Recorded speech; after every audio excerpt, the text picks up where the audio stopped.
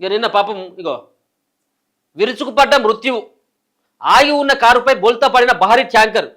ఎన్టీఆర్ జిల్లా Keesara toll plaza వద్ద ఘోరం. కారులో ఏపీ హైకోర్టు న్యాయవాది శ్రీనివాసరావు ఒక్కరే ఉన్నారు. అక్కడికక్కడికే మృతి.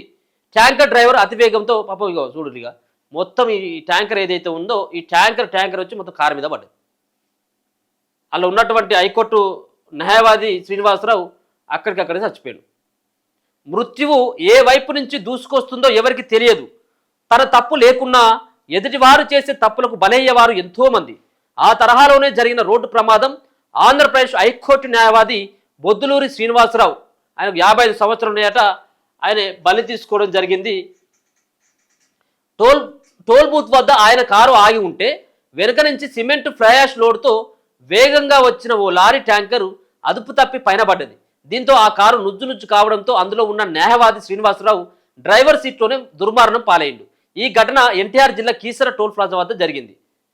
ఒకసారి చూస్తే హైదరాబాద్లోని ఎల్లారెడ్డిగూడలో నివాసం ఉంటున్న న్యాయవాది శ్రీనివాసరావు శుక్రవారం జరిగిన ఏపీ హైకోర్టు న్యాయవాదుల సంఘం ఎన్నికల్లో ఓటేసేందుకు తన BMW కారులో విజయవాడ వచ్చిందట.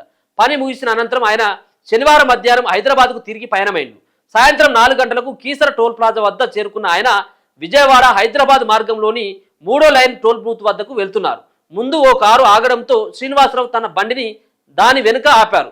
ఆ క్రమంలో AP 39V 9789 నంబర్ గల లారీ ట్యాంకర్ ఇబ్రహీంపట్నంలోని VTPS నుంచి సిమెంట్ ఫ్లాష్ తీసుకొని జగ్గయ్యపేటలోని సిమెంట్ కర్మాగారానికి వెళ్తుందట. ఆ లారీకి తమిళనాడుకు చెందినటువంటి యాంటోనీ జేవియర్ అనే వ్యక్తి డ్రైవర్గా ఉన్నాడు. టోల్ ప్లాజా వద్ద బండిని అతివేగంగా తీసుకురావడంతో 2వ లైన్లోకి వెళ్ళాలా 3వ లైన్లకు వెళ్ళాలా అనే విషయంలో గందరగోళానికి గురైందట. ఈ క్రమంలో 3వ లైన్లోని ట్యాంకర్ను తీసుకొచ్చాడు. వేగం నియంత్రణ కాకపోవడంతో టోల్ బూత్లకు మధ్యన ఉండే డివైడర్పై ట్యాంకర్ను ఎక్కించారు. ఆ సమయంలో ముందున్న న్యాయవాది శ్రీనివాసరావు కారును ఢీకొడతానన్న కంగారులో డివైడర్ను ఎక్కించినట్లు స్థానికులు చెబుతున్నారు. ఆ తర్వాత అక్కడ బూత్ ముందున్న ఓ కాంక్రీట్ దిమ్మను ఢీకొనడంతో ట్యాంకర్ ఒక్కసారిగా ఒరిగిపోయి కారుపై పడ్డది. 70-80 టన్నుల బరువున్న ట్యాంకర్ బోల్తా పడడంతో కారు నుజ్జయిందట. డ్రైవర్ సీట్లో ఉన్న శ్రీనివాసరావు కూర్చున్న స్థితిలోనే ప్రాణాలు కోల్పోయాడు. 5 క్రేన్లకు అలవి కాని ట్యాంకర్. ప్రమాదం జరిగిన వెంటనే టోల్ ప్లాజా సిబ్బంది 2 క్రేన్లతో రెస్క్యూ ఆపరేషన్ మొదలుపెట్టారు. ట్యాంకర్ను పైకి లేపేందుకు వీటికి సామర్థ్యం సరిపోకపోవడంతో మరో 3 క్రేన్లను రప్పించారు. ఈ 5 క్రేన్లు కూడా ట్యాంకర్ను పైకి లేపకపోయినాయట. ట్యాంకర్ బరువుకు ఈ క్రేన్లు కూడా పైకి లేచిపోయాయి. దీంతో క్రేన్లు పైకి లేవడం, వాటిపైకి జనాలు ఎక్కించారు.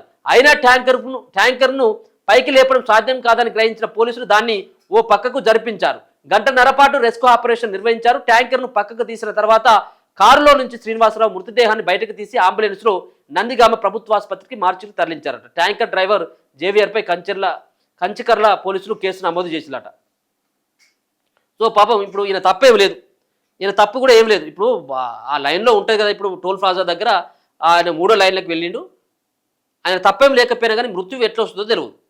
అంటే ఎదుటివారు వచ్చేటువంటి వాళ్ళు కూడా మంచిగా రావాలి కదా.